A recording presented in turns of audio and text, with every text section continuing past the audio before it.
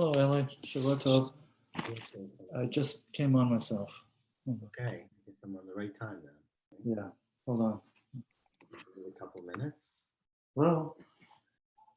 Hi, yes. Ooh.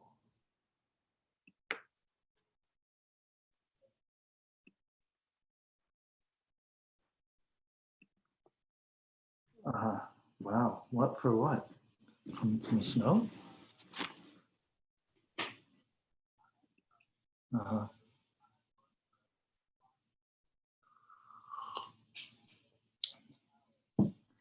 Yeah. So how much power do you have on your phone? Okay. All right. So yeah.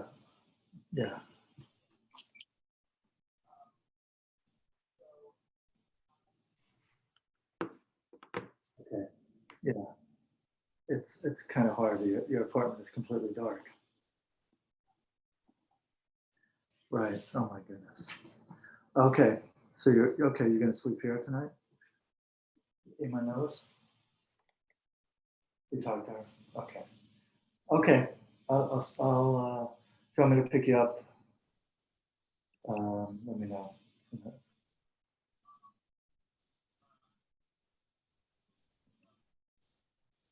Yeah.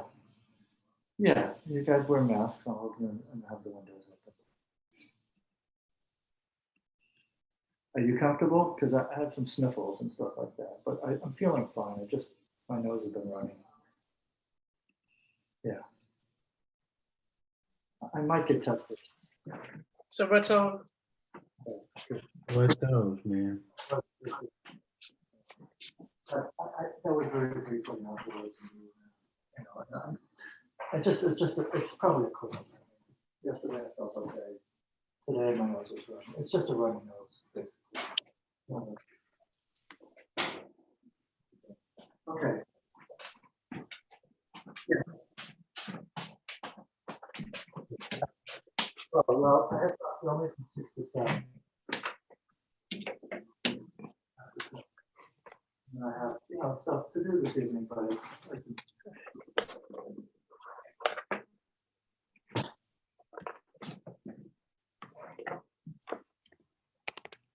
Oh, pick you up from Bronx, from Brooklyn? Oh no, in the train.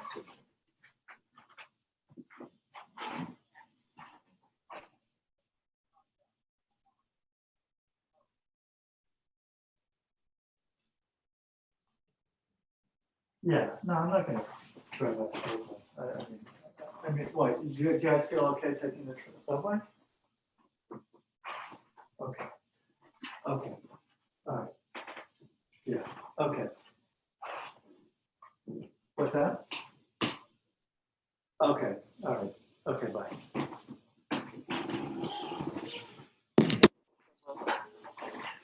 Okay, let's get started. Miriam, oh, we can wait for Miriam. Okay. Shavua Tov. Shavua Tov. We are in Daf Chafchet 28, and he got to the 2 dots, which I think is a good place to start because the previous sugya was quite extensive and detailed. That's why he got there. Yeah. So the Mishnah, if you recall, was the opinion, Rabbi Yehuda's opinion, was that the only way to get rid of chametz was by burning it. And then the Chachamim said, no, you can do it additional ways. And the language of the Mishnah, going back a week, was Chachamim Omrim, Af mifarer v'zored l'ruach. You can also break it up into pieces, like pirurim, and throw it to the wind. Oh, matil yam, or throw it into the ocean. So ask the Gemara today, Iboilu, 2 dots. When Rabbi Chachamim say you can get rid of it alternatively, do they say you can break it up into pieces and throw it to the wind, or you can be mitfarer matil yam, or you can break it up into pieces and throw it into the water, odilma, or else maybe if you're throwing it into the water, you don't even need to crush it up. You don't need to, roll up your chametz. You could take the whole donut. I like to use donuts examples here, right? You take the whole donut and throw it into the ocean. Why do you need to even crush it up? Dilma mifarer v'zored l'ruach. When he says you can make it into pieces and throw it to the wind. Avil matil liyam be'ina. You can throw it into the water the way it is without adjusting it. And similar question, it's not nami gabi avodah zarah. Remember, avodah zarah is also something which you have to destroy. And we said you could burn it, but we also said ki hagavna, the same language. Rabbi Yossi says, remember, avodah zarah is not food; it's generally metal or wood, and so you would want to break it. So the equivalent word of mifarer by solid objects is shochik. You grind it up, right? You cause it to grind it. So you basically are making it into small pieces. So the Mishnah says, Rabbi Yossi says, what? Like Egel Hazahav or something. Yeah, correct. You're shochek v'zoreh l'ruach, and you can throw it to the wind. So you make it into dust, basically, and then you throw it away. Or matil yam, where you throw it into the water. Same question. When we say shochek v'zoreh l'ruach, and also you could be shochek matil yam, you can also crush it up and throw it into the water. O dilma, or perhaps we mean either or. I mean, not either or, but you don't need both. Shochek v'zoreh l'ruach, you can either grind it up to dust and throw it to the wind, and have a matili yam, but if you're throwing it into the water, be'ina, you could throw it in the way it is, because presumably it'll drop to the bottom of the ocean and get ruined, and no one's ever going to find it again. So who cares? Amar Rabba said, Rabba, I thought about these questions. So there's a question about chametz and about avodah zarah, and mistavra. It makes sense to me that avodah zarah, which the Yam HaMelech Ka'azla, if you recall, the avodah zarah, it often says, we'll get to Masechet Avodah Zarah in a long time, right? But it often says that you are zoreh liyam HaMelech, or you put it there. So hana'ah, right? We say zoreh liyam HaMelech. So we never say that by chametz, right? So by avodah zarah, which you're presumably throwing into a yam, that is a yam that's going to grind, that's already dirt. I wouldn't say dirty, but it's not fit for consumption, right? It's not a perfectly clear sea. So you're throwing it to the Yam HaMelech, then you don't need to grind it up. Because just throwing it in there is enough. You're throwing them into any river, because we're worried you'll drop your loaf of bread into the sea. 3 minutes later, a boat will come by, they'll pick it up, and they'll still be edible, or it'll still be worth getting hana from. They didn't have Ziploc bags back then, so that made the whole issue different. Amarle Rav Yosef said, Rav Yosef, Adarabba, I totally disagree with you. I think the opposite.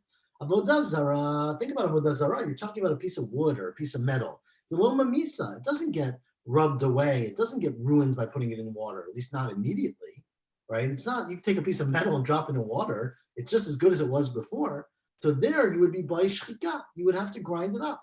Because if you drop your idol into the ocean, someone could be, snorkeling right below you or find it and pick it up. It's not going to be destroyed by doing that.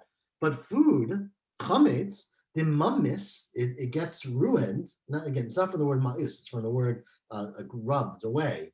Lo ba'i pirur.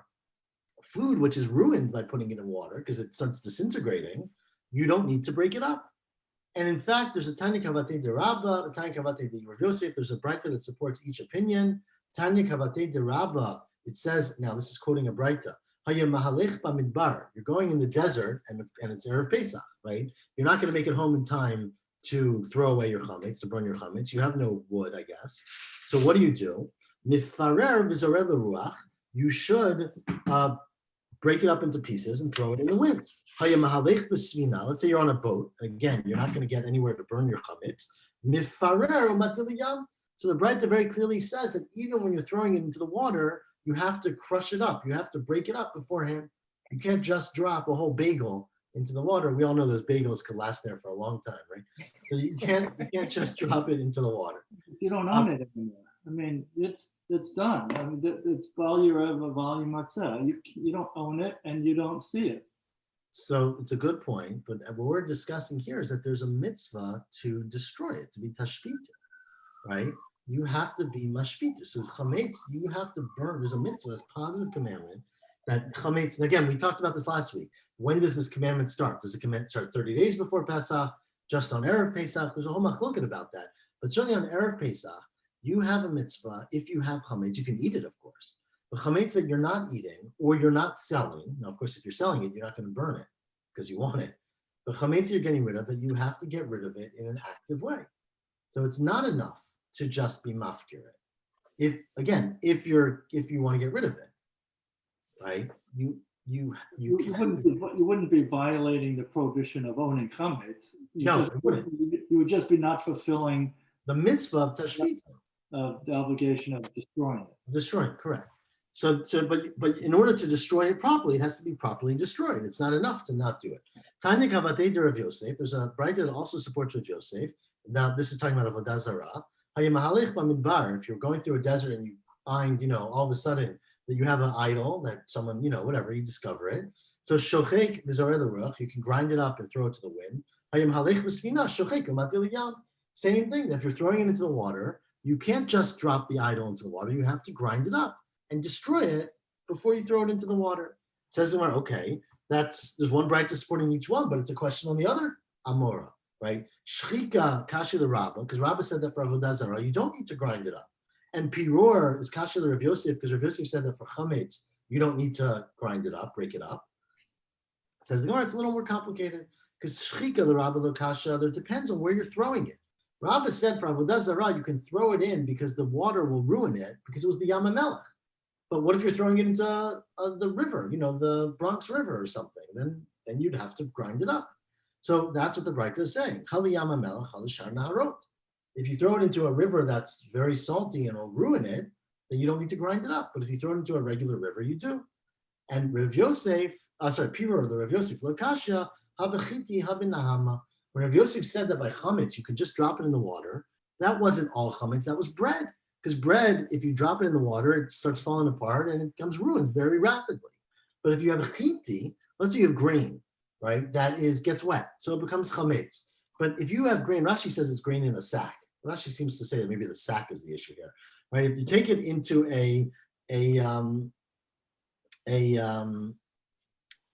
Yishai says you shouldn't put them in a sack and throw it in. You should disperse them among the water so that they basically get ruined, really quickly. But we're afraid that if you just put it all together, chiti in grains, then it won't get ruined quickly. And someone finds that sack, they're going to be able to still eat it on Pesach. So that's what the brayta was referring to. What's the avodah zarah cases? What's the case if you find an avodah zarah? Like let's say you didn't realize it. You're traveling or you meet a guy and you have an avodah zarah, you have to destroy it. You mean if you got it, if you own it? Yeah. I mean, let's say you conquered a town and you got a sack of treasure, and you're unpacking the sack and you find an idol. I see. Or whatever, whatever the case may be. Okay. Continues the Mishnah. Chametz shel nachri. Now this is obviously a halacha that's very practical and one that we've discussed obliquely many times before. But says the Mishnah, if you have chametz of a non-Jew, she'avar alav ha-Pesach, the guy owned it during Pesach, right? They don't know anything about Pesach. They owned chametz. It was stamped in Pesach. Then mutar b'hana, you're allowed to get hana from it. Okay. It doesn't say exactly when you can get hana from it, but let's assume it means after Pesach. Okay, not during Pesach. So it's mutar b'hana, meaning you can buy it, you can sell it, you can do whatever you want with it. It doesn't say you can eat it, but it says you can get hana from it. V'shel Yisrael, but if you have chametz that was owned by Yisrael, asur b'hana. Shenemer lo yireh lecha sa'ar. Now, Kumar is going to ask, what does that pasuk tell you at all? Just says you can't see sa'ar. What does that have to do with not getting hana from it after Pesach? But that's what the Mishnah says.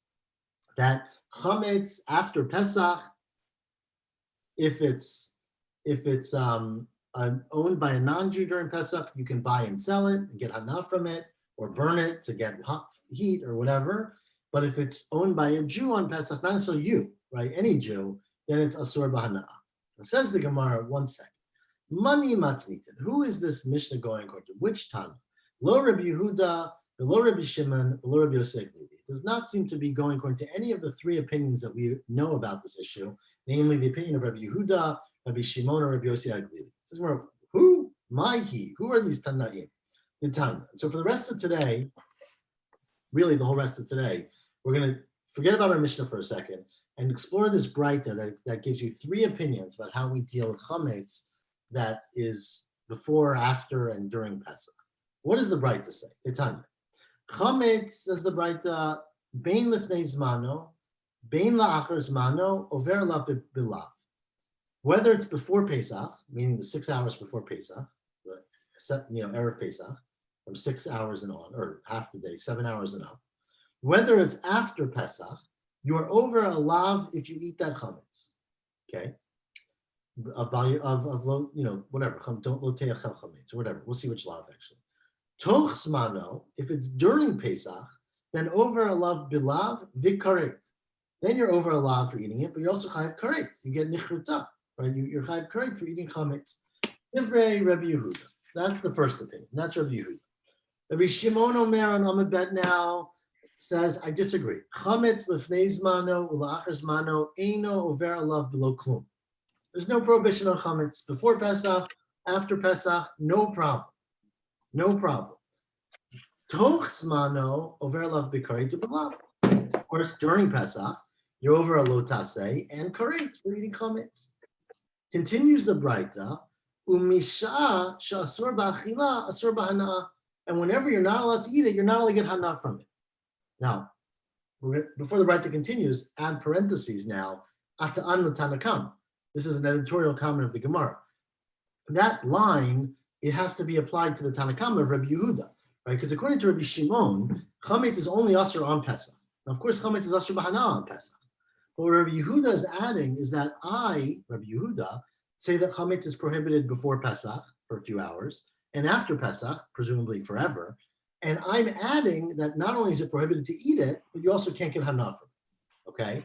So on Pesach, everybody agrees you can't eat it, you can't get hana. Rabbi Shimon says that's the limit of the issur. Rabbi Yehuda says that the prohibition of eating chametz and getting hana from chametz extends 6 hours before Pesach and indefinitely after Pesach if the chametz was around on Pesach, right? Not indefinitely no matter what, because otherwise you could never eat chametz. Continues the Braita, that's two opinions. The third opinion is Rabbi Yossi Aglili Omer. Says Rabbi Yossi Aglili, Tama al atzmecha. I am amazed that you have this opinion. Heich chametz asur b'hana kol shiva. How could you say that chametz is prohibited on hana all days of Pesach? So this was an opinion we quoted. I told you about this last week briefly. That Rabbi Yossi Aglili says that chametz is prohibited to be eaten, but in fact you can get hana from chametz all Pesach. You can run your business. Buying and selling chametz, you just can't eat it. Maybe you can't see it either, but you can't. You can't own it. You can own it. You can get hana from it, but you can't eat it the whole Pesach. This sounds very strange to you because it's very goes against everything we do. But Rabbi Yossi Aglili says there's no prohibition. Just as long as you don't eat it. Right, or see it maybe. Right, or see it. That's what I said. You can't see it, but you can own it. Right. Okay. But if you're selling it and you see Right. it, But you can burn it, for example. You can use it. right. No, I understand. You could have somebody else run your business and Correct. right. You do anyways, but without selling it to them. Okay, Right. that's what Yossi Aglili. So continues the Braita. Minayin lo ochel chametz misheshot l'malashu over b'lotasei. How do I know that? And of course, this is Rabbi Yehuda. That if you eat chametz from 6 hours in the day and further on Erev Pesach, that you're over below tasei, shenemar lo tochal alav chametz. Pasuk says, don't eat chametz. Now, the rest of that pasuk is, I'll read the pasuk. This is a pasuk in Re'eh. It says, v'zavachta pesach l'Hashem Elokecha, and lo tochal alav chametz shivat yamim. Shech the carbon pesach, don't eat chametz. So what do you learn from there? That you can't eat chametz when you shech the carbon pesach. Of course, you don't shech the carbon pesach on Pesach. You shech the carbon pesach erev Pesach. So from that pasuk, I learn that you are also not allowed to eat chametz on erev Pesach when you're shechting the carbon pesach. Divrei Rabbi Yehuda. That is Rabbi Yehuda's opinion. James, if you're looking for the place where on Amud Bet, like 10 lines down from the top. That's Rabbi Yehuda. Amar lo Rabbi Shimon, says Rabbi Shimon, remember Rabbi Shimon is of the opinion that you're allowed to eat chametz erev Pesach. So says Rabbi Shimon, can you really read the pasuk the way you just did, saying that there's a connection between carbon Pesach and not eating chametz? Haluk var nemar, right? I just read you the whole pasuk. I'll read it again. Pasuk says, "V'zavachta Pesach l'Hashem Elokecha, ... Lo tochal alav chametz, shivat yamim tochal alav matzot." So it says right away, "Lo tochal alav chametz, shivat yamim tochal alav matzot." Clearly, it's not talking about erev Pesach. It's talking when you eat matzah. No one eats matzah on Erev Pesach, meaning we don't eat it at all. But you certainly know mitzvah to eat matzah on Erev Pesach. So in Cain, matam lo tochal lav chametz. So why, in fact, did the Torah say again the words lo tochal lav chametz? It's telling you that bisha sheyeshnu b'kum echol matzah, at a time when you have a positive commandment to eat matzah, meaning 7 days of Pesach, then yeshnu b'bal tochal chametz. Then you're not allowed to eat chametz. Bisha she'ino b'kum echol matzah, ino b'bal tochal chametz. When you don't have a positive commandment to eat matzah, there is no prohibition of eating chametz.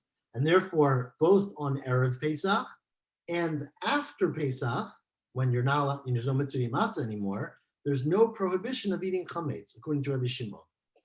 We don't pass them this way, unfortunately. But anyways, that is Rabbi Shimon's opinion.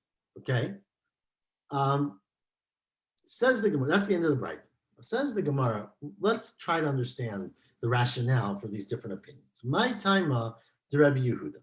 What is the rationale for Rabbi Yehuda, who says that chametz is prohibited before, during, and after Pesach? So my time Rabbi Yehuda, Tlata Krai TV, because in fact there are 3 psukim that talk about not eating chametz. The psukim are the one that we've quoted last week, right? It says, this is a pasuk in Bo. It says lo ye'achel chametz, right? Remember we said ye'achel was Isra Hana'ah b'mashma. That was our whole Chizkiah and Rabbi Avo. But that is one pasuk. It says don't eat chametz. A second pasuk, which actually happened earlier, says kol machmetzet lo tochelu. I'll read the pasuk if you want. That's all it says, right?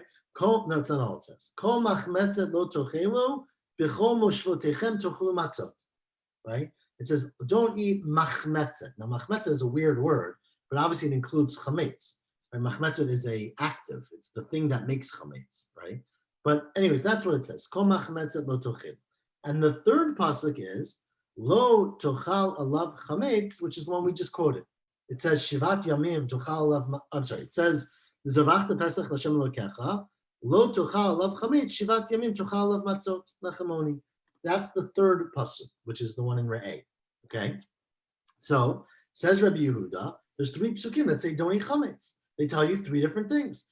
Chad lefnei zmano, one is telling you don't eat chametz on Erev Pesach when you're shechting the carbon Pesach.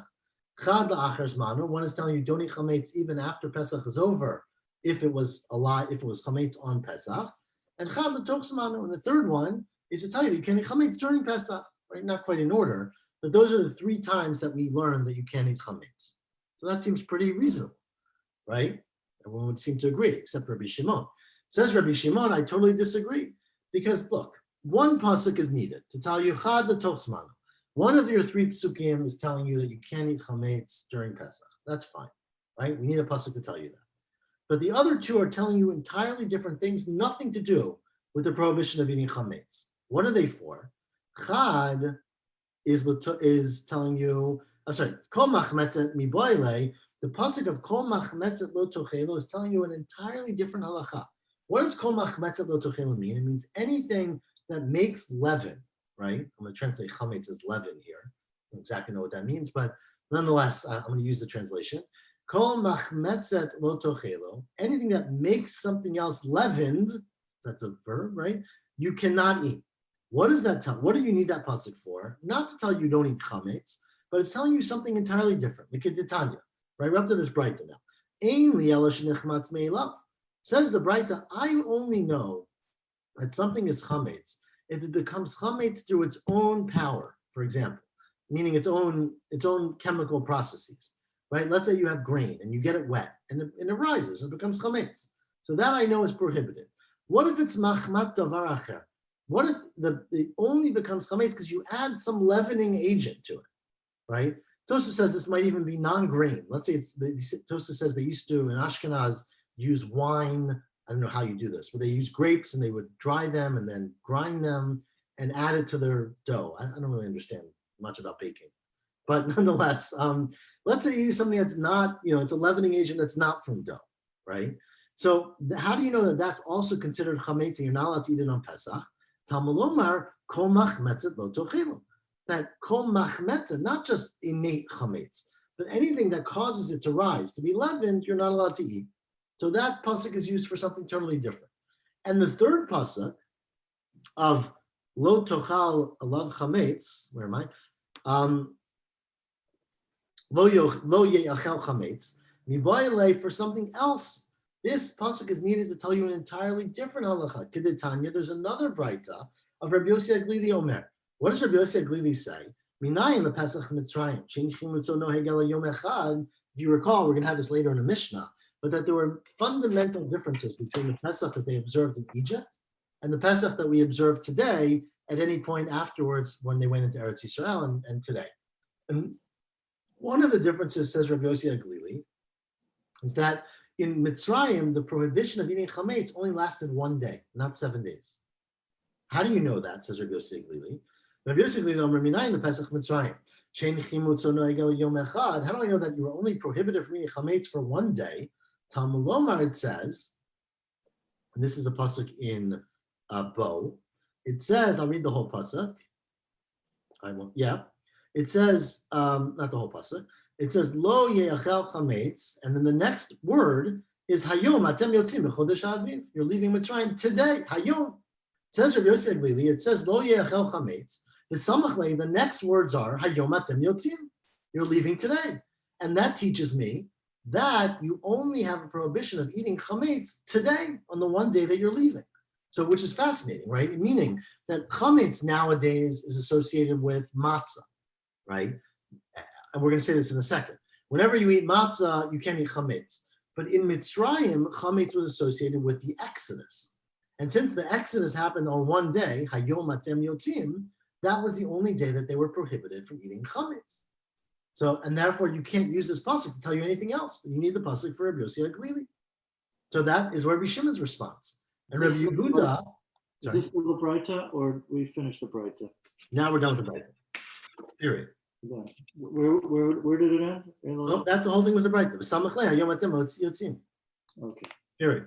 That's Rabbi Yossi Aglili speaking out how he knows, and Rabbi Shimon agrees with this, that you're not allowed, that in Mitzrayim, the Isser of Chametz was only 1 day. Now, what about Rabbi Yehuda? Rabbi Yehuda now wants to use both of these psukim to tell you can't eat Chametz before Pesach and after Pesach. But Rabbi Shimon just said we need them for something else. So Rabbi Yehuda says, I learned those other things from other sources. How does Rabbi Yehuda know that you're not allowed to even eat chametz if the thing that made it leavened was something else, meaning external to the bread or to the dough, to the grain? How does he know that? Says Rabbi Yehuda, the Torah didn't have to use the verb of machmetzet. It could have said, kol chametz lo ye'achel, or whatever. So lo ye'achel chametz. The fact that it used the word machmetzet tells you two things. First of all, don't eat it, which is the Rabbi Yehuda's limud, that you can't eat chametz after Pesach. And second of all, it includes anything that makes leaven, no matter what. So that's Rabbi Yehuda. And Rabbi Yossi Aglili Minale, how does he know this halacha? Rabbi Yossi Aglili, that in the time of the Mitzrayim, the Yetziat Mitzrayim, there was only a prohibition of eating chametz for 1 day. He either ibay dema midesamach lehayom. You might learn it from just the concept called smuchim, which is the Torah said don't eat chametz, and the next word is hayom. So if you read that lo ye'achel chametz instead of period hayom atem yotzim, you read it lo ye'achel chametz hayom, right? So the smichut itself, not the one prohibition, don't eat it, but the fact that the next word is hayom tells you that it only applies to today. Or ibay dema, he doesn't agree. Smuchim no darish. It could be Rabbi Yehuda argues with Rabbi Yossi Aglili. And so we don't know the answer to that, but it could very well be that Rabbi Yehuda disagrees and says that even in Mitzrayim, you couldn't eat chametz all 7 days.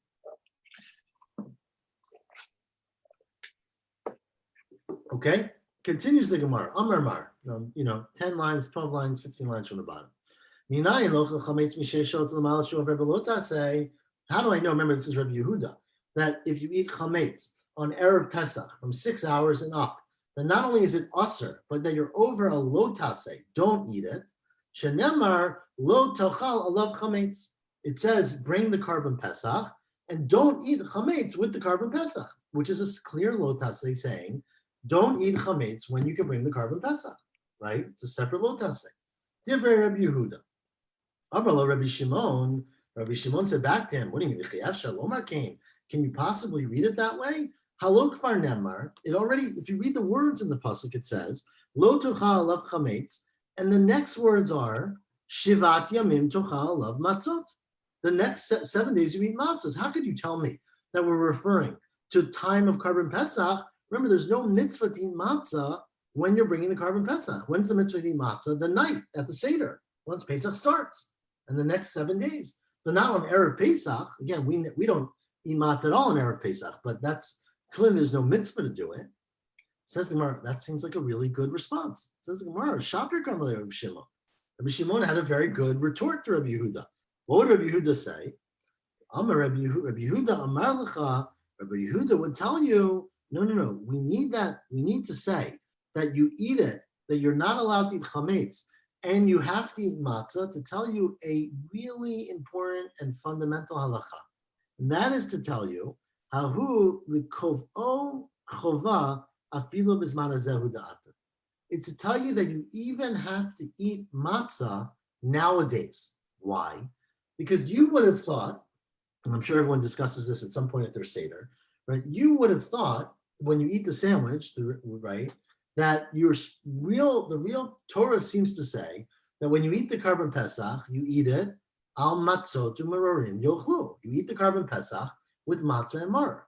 Nowadays, when unfortunately we don't have a Karban Pesach anymore, I'm a meat eater, but let's say, right? Nowadays where we don't have a Beit HaMikdash, we don't have a Karban Pesach, you might think that there's no mitzvah to eat matzah. That the whole concept of matzah no longer applies. And therefore the Torah goes out of its way to connect the prohibition of chametz with the mitzvah of matzah. Because just like chametz is not going away, right? Chametz is not connected, it's a lotase, it's not connected to the mitzvah of eating Karban Pesach, you can't eat chametz. And so the same way chametz applies bisman hazeh, and will apply forever. Thank you, James. The same way chametz applies today and will apply forever, right? The mitzvah of matzah, says Rabbi Yehuda, applies today and will apply forever. But that's all the Torah is telling you. The Torah is not saying, oh, you only can't eat chametz when you have a mitzvah to eat matzah. Because remember, according to Rabbi Yehuda, you're not allowed to eat chametz on Erev Pesach, but there's no mitzvah to eat matzah yet.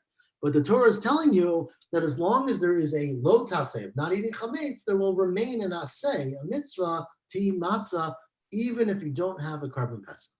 Okay? And what does Rabbi Shimon? How does Rabbi Shimon know that? Rabbi Shimon, likovo chavan minale. That's a really good question.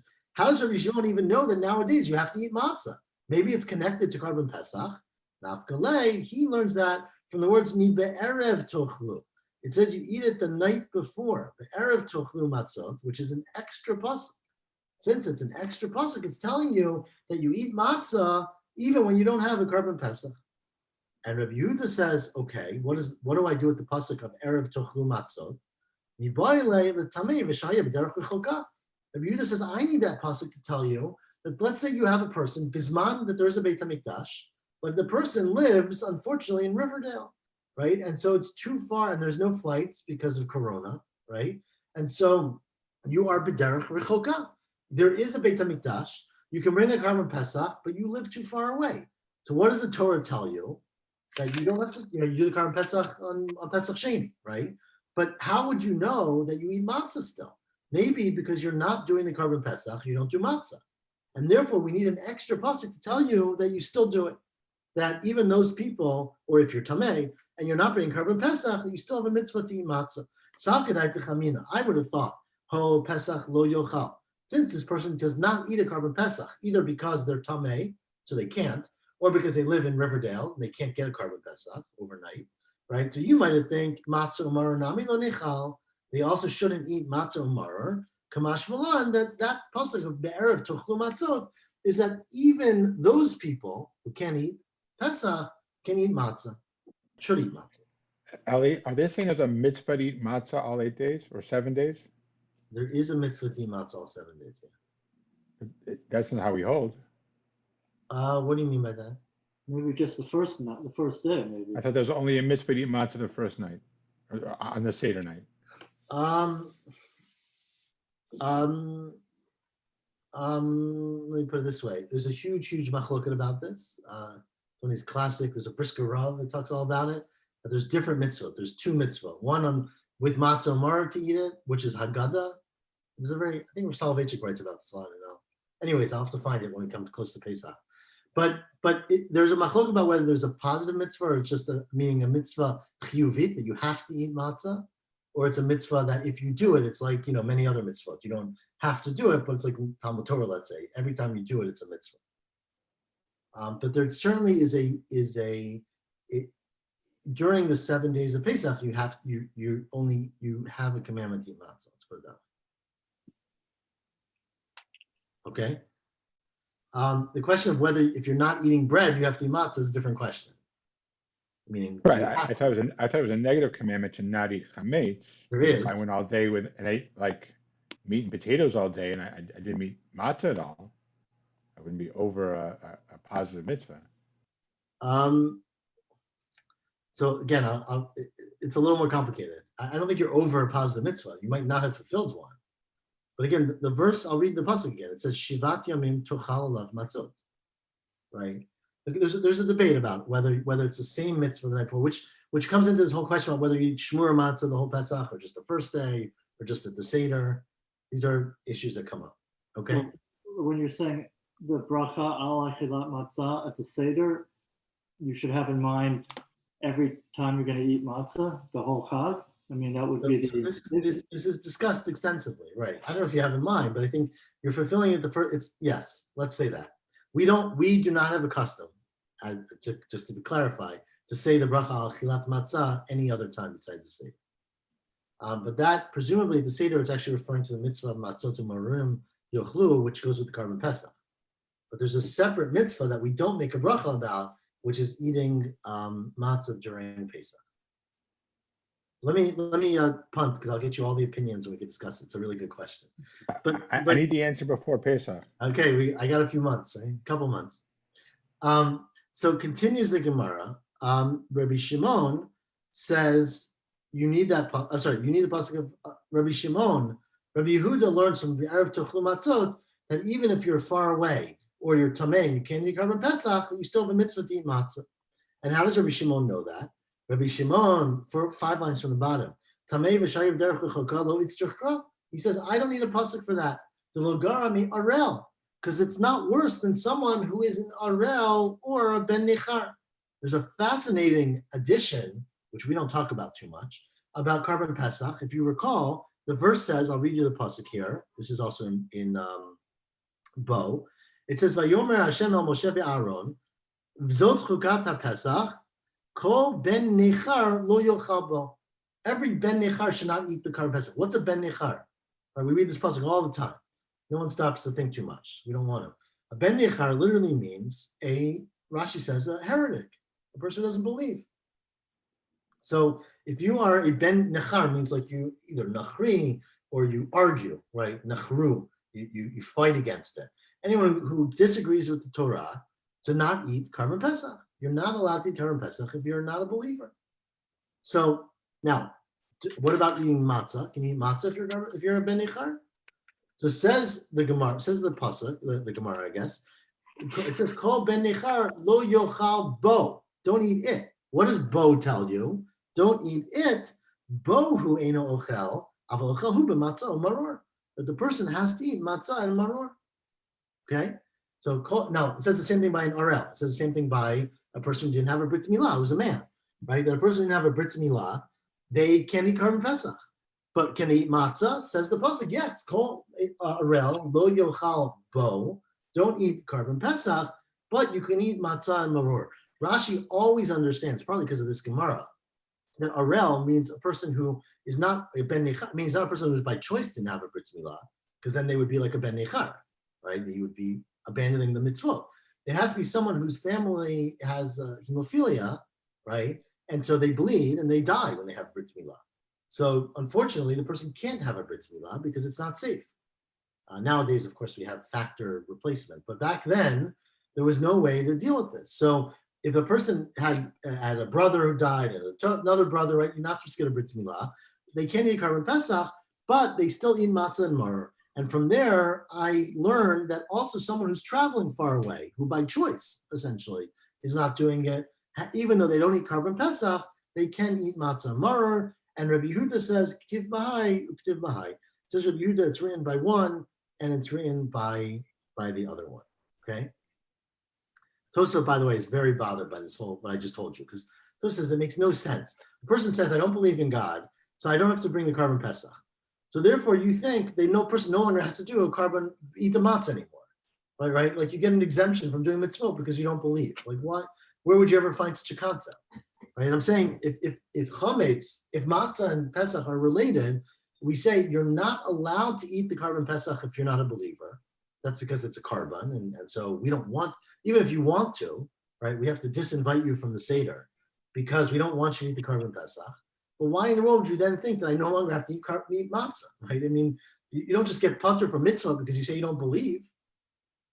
So, which I'm not sure it's such a great question, but that's Tosafot's big question, right?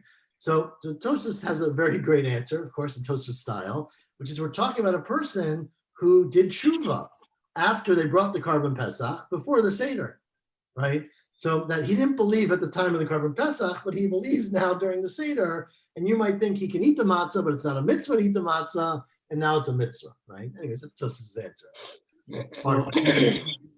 According to Rashi, if you're a mumar and you ate matzah, you'd be violating two things. No. So the Gemara said no, that it says kol ben nechar lo yochal bo, it, meaning it only the carbon pesach, not matzah. I see. Tosafot is bothered. Why does the Gemara need a pasuk for that? Who would have thought that you, just because you say I'm not doing one mitzvah, you no longer have to do another mitzvah, right? Of course, I mean, the argument against Tosafot is that, I mean, these mitzvot might be related, right? If matzah has no meaning outside of Pesach, you can't pick and choose necessarily. Like you can't. Both Rashi and Tosafot agree that ben nechar means like somebody, like a non-believer. The question is to what extent, right? What ben nechar? We'll discuss it further in a second. Rashi says, if you look at Rashi, Just look, mishumad. right? Mishumad, right? That's the word we use for a mishumad. That's how I used it in my cheder, right? A person who goes off the derech. Rashi says the lo l'kol Torah, but not to the whole Torah. Presumably, Rashi is addressing that if a person said, "I don't believe in the whole Torah," then what are they eating matzah for? They don't care, right? They're not doing it. But either way, that's an interesting halacha. We will discuss it additionally when we get to carbon pesach. Let me just read the last. Does that have applications nowadays? We don't have a korban pesach, but we have like the afikomen, which we say is like a korban pesach. So the answer to that is well beyond my pay grade, I would say. But we say about many of these things that we don't really consider people mishumad nowadays because they weren't educated in the right system, or they saw so much corruption that like it's hard to believe anyways, and you don't necessarily hold it against people in that way. But how about an actual non-Jew? Well, I mean, that's a whole different. I mean, a non-Jew can't eat a korban pesach. Absolutely not. No, but I'm saying nowadays that people invite people to their seder. So remember, we're going to get into this more in this Masechah, but carbon pesach. Just remember, you couldn't give your neighbor your carbon pesach, right? Carbon pesach is highly regulated. You have to have a chabura that's chosen, that's put on that carbon pesach. You can't it's not like a hot dog, right? You can't pass it around. So it's very possible that the carbon pesach has very strict regulations, but that don't apply to other mitzvot like matzah and maror. Your question is sort of the meaning of it, right? If your idea between a carbon pesach is to celebrate people who are believers, should you invite, non-believers, et cetera, I'm sure you can argue that, but I don't think anyone takes it there because At least for the afikomen, which the afikomen is like the piece of the korban pesach we pass around at the end of the meal. It could be. I don't think anyone says that, but I see where you're coming from. But yes. But anyways, we're going to keep discussing carbon pesach, of course, for the next 3 months. So don't worry. Let's just read the last line. We'll probably do it again tomorrow morning, but I'll give you a taste. The whole reason we quoted this Braita is to tell you the opinions of Rabbi Yehuda, Rabbi Shimon, and Rabbi Yossi HaGlili. Now our question is, mani matnita. Who is our Mishnah going according to? Because our Mishnah said, right? Our Mishnah said, chametz shel nachri, chametz of a non-Jew, shavalav Pesach, you're allowed to eat. You ought to get hana'ah. Chametz of a Jew, you're not allowed to get hana'ah from after Pesach. Now, who is our Mishnah going according to? Rabbi Yehuda. Rabbi Yehuda said chametz is asur. Stama. He just said all chametz. Afilo de nachri. Presumably, according to Rabbi Yehuda, even chametz owned by a non-Jew is asur b'hana'ah and asur to eat after Pesach. So it's not our Mishnah. Rabbi Shimon, do you recall Rabbi Shimon said that even chametz of a Jew is mutter to eat after Pesach. Afilo d'Yisrael nami. D'Yisrael nami mishra kashari after Pesach. And if it's Rabbi Yossi Aglili, Rabbi Yossi Aglili says you can get hana from chametz even during Pesach. So who is our Mishnah going according to? So the answer we'll get to tomorrow. We're going to stop there. Okay, that's it. You're gonna have to sleep even with that finger. And see you tomorrow morning. I'm sure everyone will be early just so they can get the answer. 7:30 tomorrow morning, God willing. Thank you, Ellie. Shavua tov. Shavua tov. Ali, I appreciate the throwback sweatshirt. It's warm. It's really good. NYU doesn't give us good enough swag, but there's other benefits. Thank God. Thank God. Okay. See you tomorrow. Bye.